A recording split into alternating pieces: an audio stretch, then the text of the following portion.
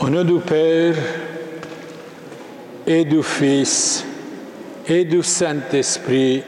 Amen. Frères et sœurs, qui que vous soyez, vous êtes les bienvenus. Nous allons parler de notre Saint-Évangile, de Saint Jean-Baptiste et de son témoignage. Dans le dernier évangile, de temps en temps, il y a des personnes qui travaillent ou qui viennent de l'usine, ils sont en retard pour que tout le monde écoute la parole de Dieu et le Saint-Évangile. Ce dimanche, nous allons parler du christianisme, être chrétien. Qu'est-ce que c'est? Chrétien vient de Christ. C'est pour cela qu'on dit chrétien. Jusqu'à après Jésus-Christ 43, les chrétiens ne s'appelaient pas chrétiens, ils s'appelaient les Nazaréens. Pourquoi? Parce que Jésus a vécu à Nazareth, pas loin de Jérusalem, une douzaine de kilomètres. C'est pour cela qu'il disait les Nazaréens. Quand les chrétiens, disons les Nazaréens, ont été dispersés de Jérusalem, ils sont venus à Antioche. Antioche, actuellement, une ville en Turquie orientale. Mais c'était l'Empire romain. Et de là, selon les Actes des Apôtres, chapitre 11, verset 26, dès maintenant, dit, les Nazaréens deviennent des chrétiens sur le nom de Christ. Je crois que quand on est chrétien, nous devons être fiers d'appartenir au Christ. Et bien sûr, nous devons être fiers d'être catholiques. Attention, tout le monde peut dire « je suis chrétien », ça ne vous dit rien, s'il n'est pas catholique. S'il n'est pas universel,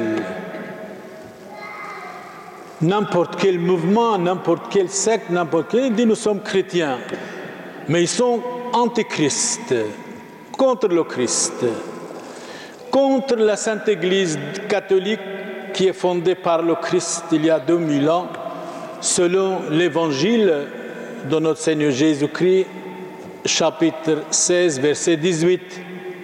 Tu es Pierre, et sur cette pierre je bâtirai mon église. Jésus a confirmé, a fondé son église sur Saint-Pierre, et Saint-Pierre, c'est le premier pape qui a été crucifié à Rome dans l'année 64 après Jésus-Christ, par ordre, sur l'ordre d'un empereur romain s'appelait Néron, le persécuteur des catholiques, des persécuteurs des chrétiens. Les chrétiens, quand ils étaient persécutés, attaqués et calomniés, ils étaient vraiment contents. Et parce que dans le Saint-Évangile, chapitre 5, verset 11, Saint Matthieu dit « Heureux êtes-vous quand vous êtes calomniés faussement, vous avez une grande récompense au ciel, réjouissez-vous, soyez dans la joie, soyez dans l'allégresse. Petit troupeau, n'ayez pas peur, je suis avec vous jusqu'à la fin des temps. »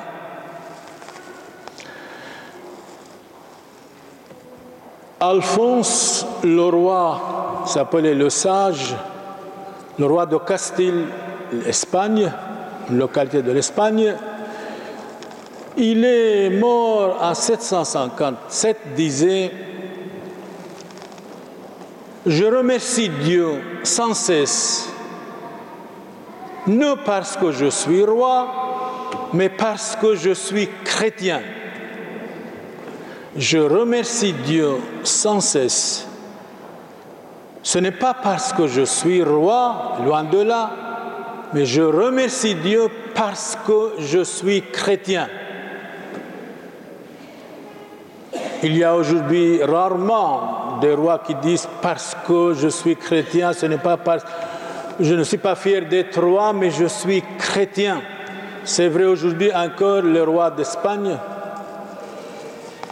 Il ose dire « je suis chrétien, je suis catholique ». Même quand il va baptiser ses enfants, il amène l'eau du Jourdain, là où Jésus a été baptisé. C'est une tradition en Espagne. Le dimanche passé, bien sûr, nous avons parlé du baptême longuement, largement, et vous avez très bien écouté pourquoi Jésus a été baptisé. Il n'avait pas de péché, mais par solidarité aux petits. Nous devons être solidaires aux petits.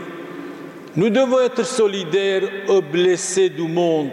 Nous devons être solidaires aux naufragés du monde, aux abandonnés du monde, aux laissés pour compte.